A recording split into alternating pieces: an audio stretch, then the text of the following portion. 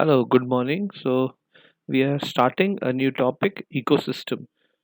It is a major portion or a major part of the curriculum in ecology. So, we will be dividing it into more than one videos. This is the first part. Uh, as you can see the title, it is ecosystem and its components.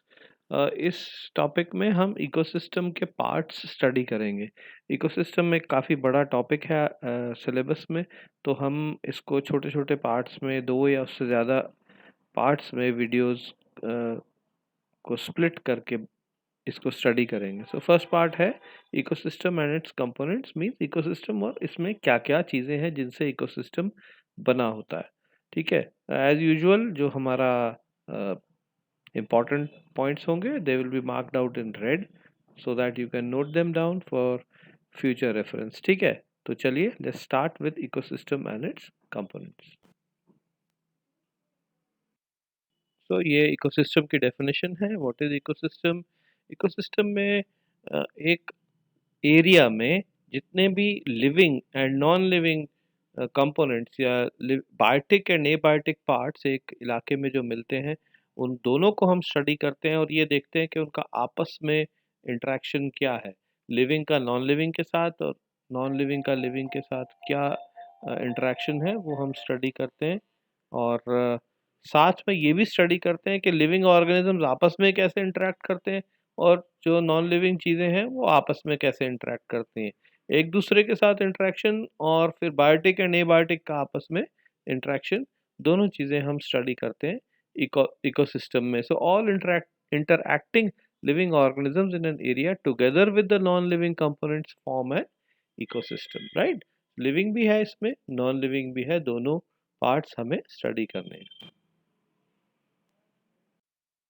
This is small chart जिसमें आप देख पा रहे हैं एक तरफ biotic components, एक तरफ abiotic components in an ecosystem normally जो पाए जाते हैं वो आप देख रहे हैं। बायोटिक कंपोनेंट्स में you have plants, animals, bacteria, fungi, protist or microscopic animals as you know. तो ये मेजर कंपोनेंट्स होते हैं। जबकि एबायोटिक कंपोनेंट्स जो मेन है एक इकोसिस्टम में वो है sunlight, water, soil, air, minerals. Okay, just examples हैं ये, इस चार्ट में आप देख सकते हैं। Otherwise nothing very important, you need not note it down. आपको वैसे ही आइडिया है लिविंग ऑर्गेनिजम्स कौन से होते हैं और नॉन लिविंग ऑर्गेनिजम्स कौन से होते हैं। ठीक है? ओके, इकोलॉजिकली अगर हम बायोटिक कंपोनेंट्स को थोड़ा सा एनालाइज करें, उनको डिवाइड करें ecologically, based on ecology, not on their structure or their function, but based on their ecology. We can divide the biotic components into three major categories, which will be divided further into subcategories also. ठीक है? So you have three main categories. उन main categories को हम थोड़ा बहुत सब categories में भी divide करते हैं। जैसे सबसे पहली कैटेगरी है प्रोड्यूसर्स। प्रोड्यूसर्स बेसिकली वो ऑर्गेनिजम्स हैं जो सनलाइट और रॉ मटेरियल को यूज़ करके अपना फूड बना लेते हैं, जो किसी और ऑर्गेनिज्म पे डिपेंडेंट नहीं है। और ये ज़्यादातर ग्रीन प्लांट्स होते हैं जो कि फोटोसिंथेसिस करते हैं, फूड बनाते हैं अपना with the help of sunlight, carbon dioxide, water, and in the presence of chlorophyll. Now these can be divided into terrestrial or aquatic producers, मतलब पानी पे हैं producers या ज़मीन पे हैं, but anyway they are producers because they produce basic food जिस पे कि सारे बाकी organisms डिपेंड करेंगे डायरेक्टली या इनडायरेक्टली। ठीक है? अब जो ऑर्गेनिजम्स अपना फूड खुद नहीं बना पाते, दूसरे ऑर्गेनिजम्स पे डिपेंड करते हैं, उनको हम कंज्यूमर्स कहते हैं। ठीक है? जो सनलाइट या वाटर या ऐसे सिंपल बेसिक मटेरियल से अपना फूड नहीं बना पाते, उनको हम कंज्यूमर्स कहते हैं। कंज्यूमर्स की फिर आगे कुछ कैटेगरीज हमने बनाई हैं। You will be able to understand these categories better from this diagram. देखिए, सोलर एनर्जी आती है सन से, उसके साथ कुछ बेसिक मटेरियल यूज़ करके प्लांट्स जो कि प्रोड्यूसर्स हैं वो अपना फूड बनाते हैं। इन प्लांट्स को प्राइमरी कंज्यूमर्स यानी कि ऐसे एनिमल्स जो प्लांट्स को डायरेक्टली खाते हैं उनको हम हर्बीवोर्स कहते हैं, वो इन प्लांट्स से अपना फूड लेते हैं, इनको हम प्राइमरी कंज्यूमर्स कहते हैं। फिर एक कैटेगरी इनसे ऊपर आ जाइए, सेकेंडरी कंज्यूमर्स, ये वो हैं जो हर्बीवोर्स को खाते हैं, ठीक है। और लास्ट में टर्शरी कंज्यूमर जो है, या टॉप कार्निवोर भी कहा जाता है। कार्निवोर वो होते हैं जो किसी एनिमल को खाएं, उनको कार्निवोर कहते हैं, और जो किसी प्लांट को खाएं उनको हर्बीवोर कहते हैं। तो पहली कैटेगरी हमारी हर्बीवोर्स की थी, उनको हमने प्राइमरी कंज्यूमर्स कहा था।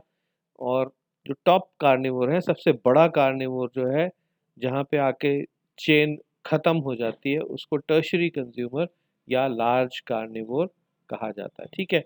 तो जो पहली कैटेगरी है वो प्रोड्यूसर्स की है, बाकी तीनों कैटेगरीज जो हैं वो कंज्यूमर्स हैं, क्योंकि वो किसी और एनिमल को कंज्यूम कर रहे हैं, खा रहे हैं, अपने आप नहीं बना पा रहे हैं कुछ। Primary consumers are animals that feed on plants. They are herbivores. Secondary organisms वो organisms हैं जो primary consumers को खाते हैं फॉर एनर्जी। क्यों खाता है एक ऑर्गेनिज्म दूसरे ऑर्गेनिज्म को? फूड लेने के लिए। फूड से हम क्या करते हैं? एनर्जी लेते हैं। So secondary consumers eat primary consumers, then tertiary consumers eat secondary consumers. इस तरह से चेन में एक ऑर्गेनिज्म दूसरे ऑर्गेनिज्म को खाता है फॉर एनर्जी। ओके, सो ये जो एक दूसरे को खाने का प्रोसेस है, that is basically for transfer of energy. तो तीन तरह के कंज्यूमर्स हो गए, प्राइमरी कंज्यूमर्स जो प्लांट्स खाते हैं, सेकेंडरी कंज्यूमर्स जो हर्बीवोर्स को खाते हैं, टर्शरी कंज्यूमर्स जो छोटे कार्निवोर्स को खाते हैं और खुद सबसे बड़े कार्निवोर होते हैं। ये जो दो कैटेगरीज हमने ऊपर स्टडी करी हैं, प्रोड्यूसर्स की और कंज्यूमर्स की, इनके अलावा you have another category which is called micro consumers, और which are also called detritus chain.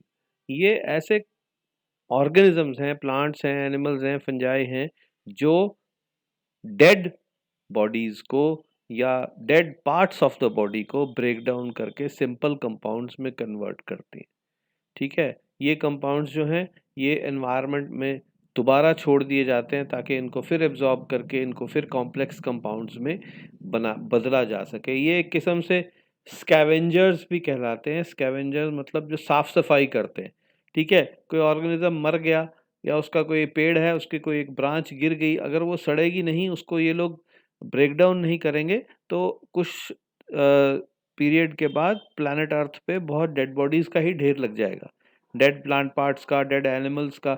उनको ये जो डीकम्पोजर्स हैं या जो माइक्रो कंज्यूमर्स हैं, ब्रेक डाउन करते हैं सिंपलर कंपाउंड्स में और दोबारा एनवायरनमेंट में साइकिल में दोबारा डाल देते हैं। इन ऑर्गेनिजम्स को माइक्रो कंज्यूमर्स या स्कैवेंजर्स या डिटेरियस चेन कहा जाता है। तो शुरू में हमने बात की थी दो तरह की चीज़ें होती हैं एनवायरनमेंट में, बायोटिक यानी लिविंग और एबायोटिक यानी नॉन लिविंग। अब एबायोटिक कंपोनेंट्स हम पिछले सेक्शंस में काफ़ी डिटेल में पढ़ चुके हैं। क्लाइमेटिक फैक्टर्स, एडेपिक फैक्टर्स, अब क्लाइमेटिक फैक्टर्स में आप पढ़ चुके हैं विंड, सनलाइट, रेन एट्सेट्रा, बहुत सारे एल्टीट्यूड, टोपोग्राफी, बहुत सारे फैक्टर्स पढ़ चुके हैं। एडेपिक फैक्टर्स आपको पता ही है, सॉइल फैक्टर्स होते हैं। So we need not repeat all that here. इतना ही काफ़ी है कि ये कुछ एक मेन एबायोटिक फैक्टर्स हैं जो इकोसिस्टम में हम इंक्लूड करते हैं। Okay, so this is the first video on components और parts of ecosystem. Thank you.